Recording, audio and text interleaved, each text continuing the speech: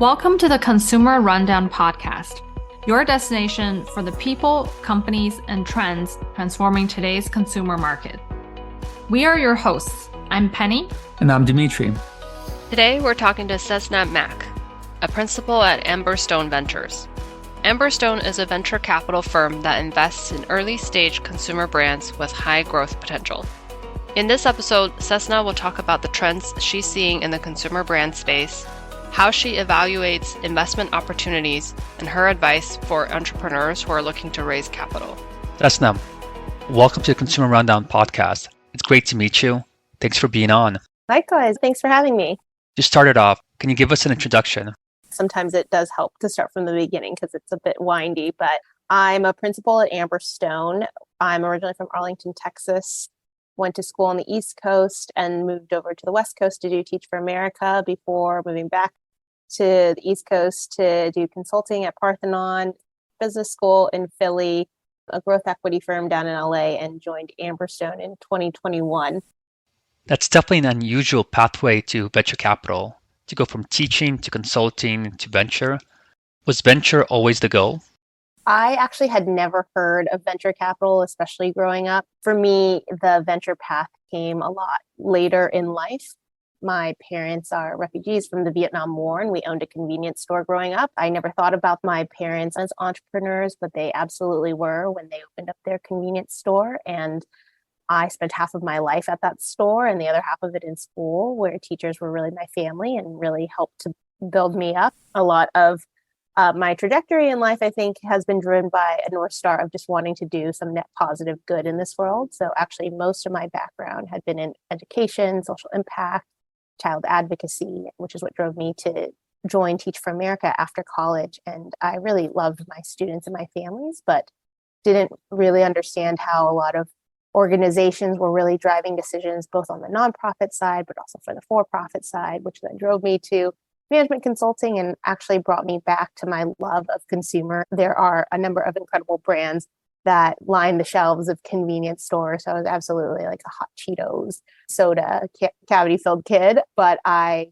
fell back in love with consumer and the power of brands to bring people together and around great causes, especially when it comes to brands that people love. And so realized that the people, when I was in consulting, that brought the most to the table were those that were industry experts. It really drove me to think through what did I want to become an expert in, and that led me to the health and wellness space, and even more so into branded products. I love the tangibility, and most often for these products, they're just something that people want to share, and there were incredible entrepreneurs bringing better products to market that gave consumers better choices, and I felt like that was a net positive way we can create change in this world.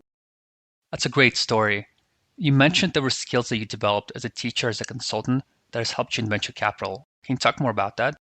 I think that this was a really great question, and I think one that took a lot of time to develop. But I think whether it comes from being a teacher and trying to support students to working in a more corporate environment, or maybe even being an entrepreneur, I think the biggest skill and biggest thing to practice is being the first to believe in yourself. As an investor, you really need to be able to come forward, make a recommendation. No one ever has full information on the future, what could happen. It's very much about understanding and weighing risk versus reward and trusting that you are making the best decision possible at any one point in time. And then I think that a level of adaptability as well is another major skill to continue practice, because this world changes quite quickly, as we've seen over the last couple of years. I agree with you. Believing in yourself is a journey, not a destination. It takes time, effort, and practice, but it's one of the most important skills you can develop for success in life. Going back to your journey, how did you end up in Amberstone? Can you talk more about its investment thesis? I joined Amberstone fairly serendipitously. The firm was founded in 2020. I joined in 2021, and I really just believed in Amberstone's thesis. So we generally lead seed through Series B investments for merging branded consumer product companies. And I really loved the strategy in that most of the brands, by the time at which we invest, have been in market for quite some time, are revenue generating, have a couple of quarters, if not a couple of years under their belt from which we have data to evaluate and work through with brands. And so I appreciate being at the later stage where there is something to evaluate and underwrite and work through with our teams. We also typically lead deals and serve as board members, so we partner really closely with our brands. I think one of the differences for Amberstone is we don't make a lot of investments a year. We probably do 2 to 3 new investments a year. A lot of that is from our standpoint and our belief that a more concentrated but higher conviction portfolio is the one in which we can create more outsized returns. And so we actually really believe in deep alignment with our founders, and each one of them has to win. And of course, like all firms, hope that that's the case, but I think that's much more written into our process and the way in which we work with teams. We try to help support a lot of our brands in becoming nationally distributed leaders across their categories. And we only focus as well on branded consumer product companies. I think that's something that we've spent our careers in, and so have built up our experience. We never claim to be experts, but it's definitely the value that we bring. I think we've seen a lot of benefits from maintaining our focus in that space. That makes sense. Specialization is very beneficial. I found that in my own investing career, as I become more specialized and more focused, I become a better investor. Going back to the strategy at Amberstone, when does it become interesting for you guys to look at a company from a revenue perspective? In terms of revenue, most of the brands by the time at which we invest are at least 5 million in trailing net sales. I would say we generally meet brands even ahead of that because of how closely we work with teams. We very much value that ability to form a relationship in advance and being able to track a brand and team's journey and hopefully be helpful along the way. We do look for a pattern of execution, and that provides us with additional proof points as to, how does this team think through strategy, planning, how do they adapt, et cetera. How we look at product market fit is really based on how we think through the quality of revenue. So obviously as venture, there's value of growth, but we very much more value, like we're understanding where the growth is coming from. One of our 4 pillars has always been to work with teams to evaluate their gross margins.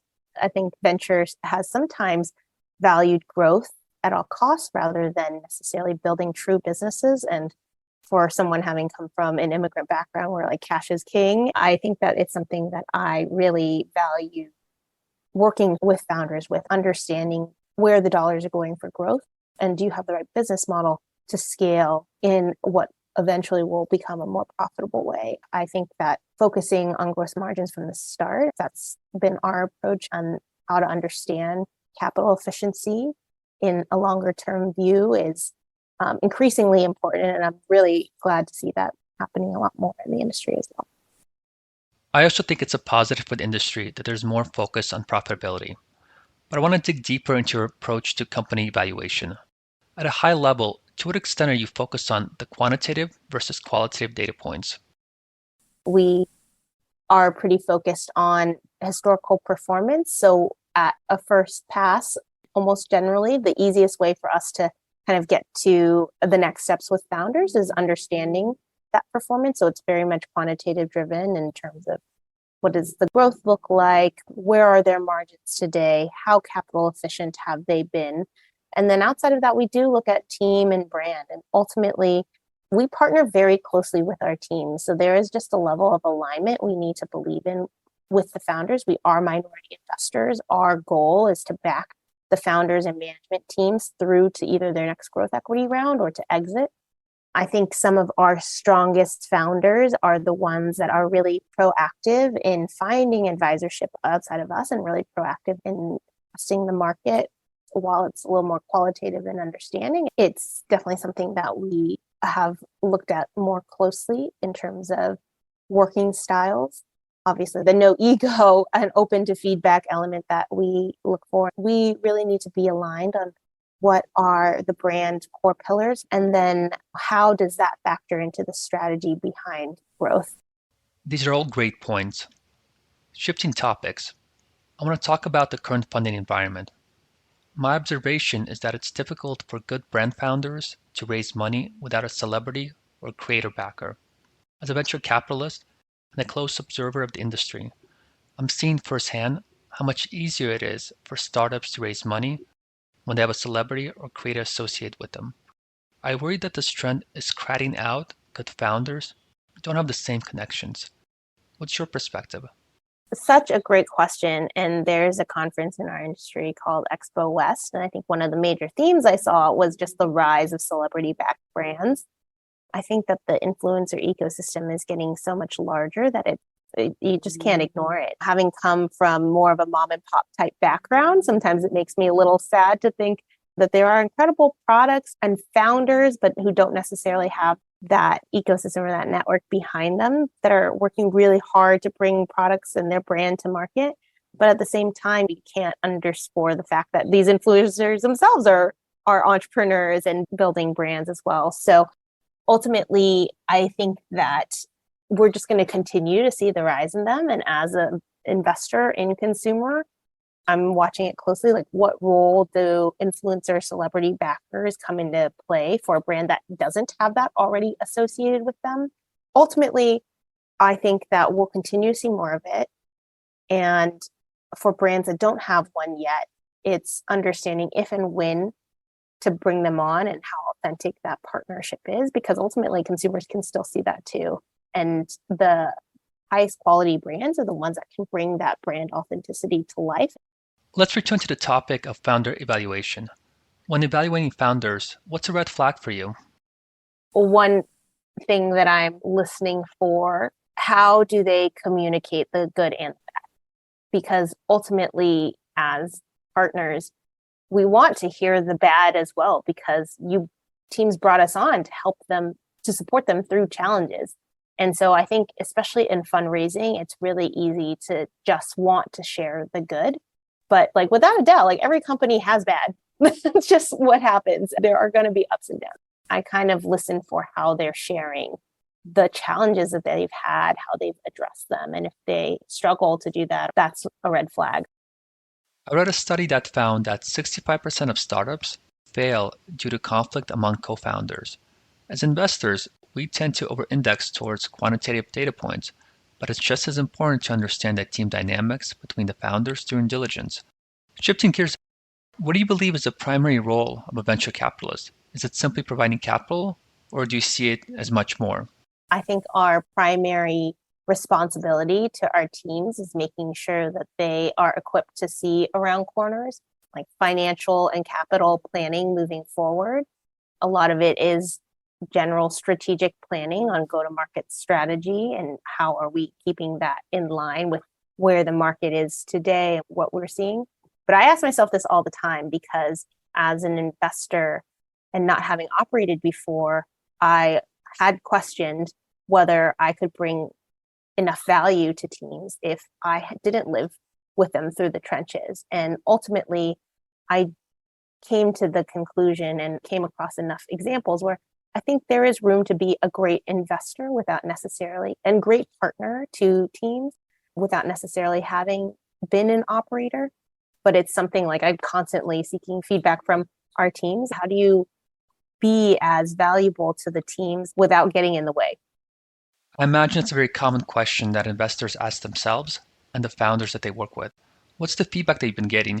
I think the biggest value that I hear from brands is they are so in the weeds on running the day-to-day business, which is obviously a full-time job in itself.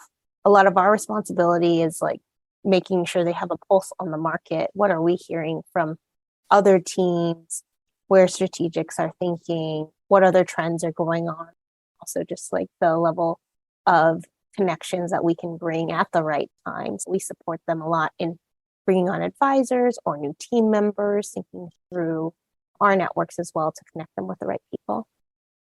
To your point earlier about whether an investor can be a great investor without operating experience, as is the case with a lot of things, diversity in experience and in perspectives is really important. I'm sure the investment team at Amberstone is mixed in terms of people who have operating experience and those who don't. And that probably gives you a richer, maybe holistic perspective than if your whole team were one or the other?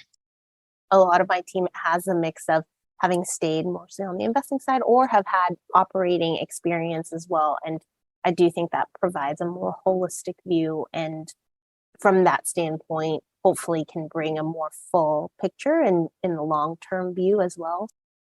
Being around founders and being around entrepreneurs, do you ever catch the desire to start your own company? I think venture provides a great career path to really carve your own path. So in its own way, I do feel like I get to exercise my entrepreneurial muscles in how do I continue to find great companies? What sort of value do I want to or could I provide to them? And what are the ways in working that I want to have with the teams that I get to work with? Do I have an itch to create my own company? Honestly, I feel a lot of ownership at the firm I'm at now. I think that our culture is very much one of if there's a great idea that you have, like go for it and run with it. And, it's kind of within the bounds of our firm, but I think there's a lot of opportunity here as well. That's awesome.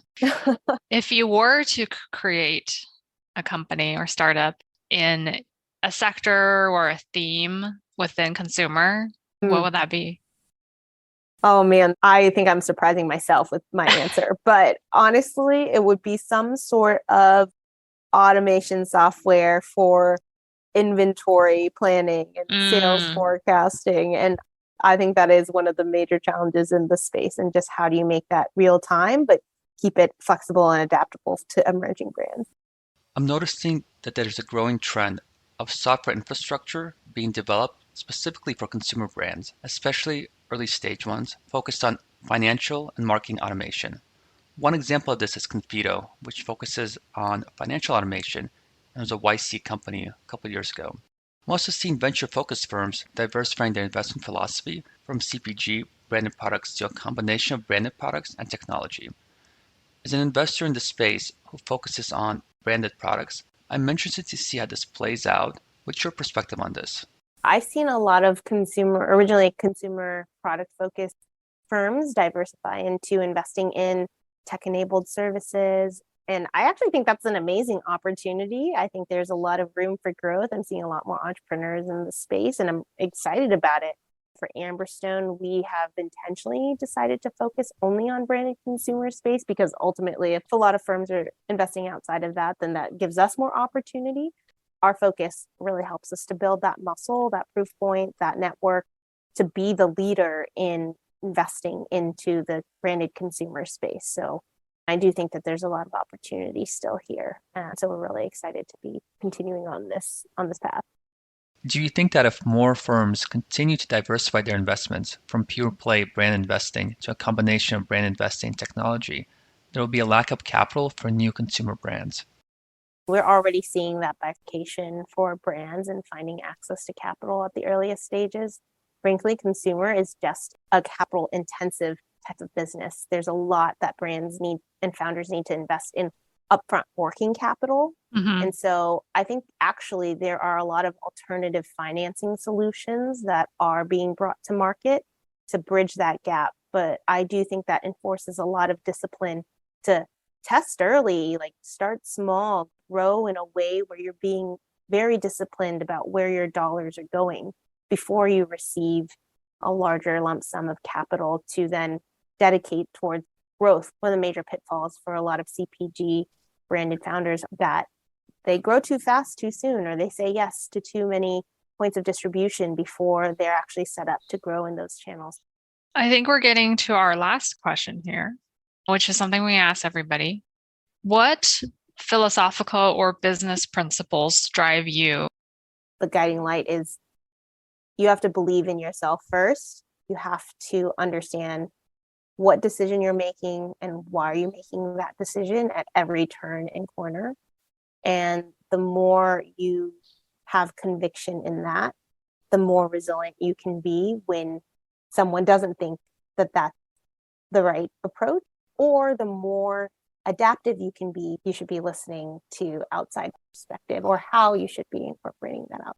For myself personally, I am someone who I love to see both sides of something. I love to understand different perspectives, but ultimately in this career and as like even founders and entrepreneurs, you have to make a decision.